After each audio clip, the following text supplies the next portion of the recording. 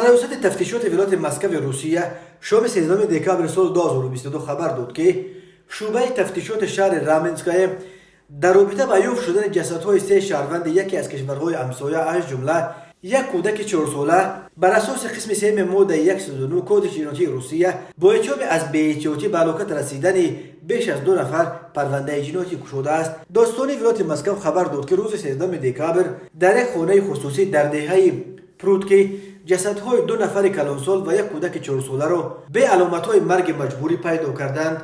باز یک مرد آسیب دیده را بستری کردند، در حالی که مقامات تفتیشاتی از افشای شخصیت قربانیان و تفصیلات آن خودداری میکنند. مطبوعات روسیه خبر دادند که هر 3 نفر هلاک شده شهروندان تاجیکستان و مرد بستری شده شهروند خطایی بوده. آنها بر اثر نفس کشیدن دود گاز جان دادند. فاجعه در شهرک کتیچهای اورپیسکی کوارتال در دهه خرد پروتکی در نویه رامینسکای ولایت مسکو رخ داده است. گفته می شود که خانه رو که این حادثه فاجعه‌ای رخ داد یگان 4 سال پیش یک صاحبکار ثروتمند از خطای ساخته بود، ولی وقتهای آخر او به خطای برگشته بود و در این کتیج تنها افراد مسئول نگهبانی آن که شهروندان تاجیکستان و خطایی بودند به سر می بردند. نشریه MK خبر داد که در پروتکی شبکه عمومی گرمدی نیست و خانه صاحبکار خطایی را با بالون گاز گرم می کردند. ظاهرا شبانه از بالون گاز خارج شده خانه را پر کرده است و آنهایی که آنجا بودند از نفس کشیدن گاز زارول شده و جان باختند.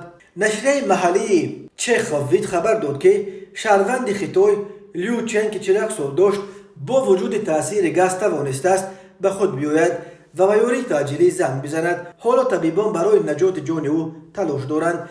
این نشریه اسم قربانیان این فاجعه از تاجیکستان را نیز نشر کرده است.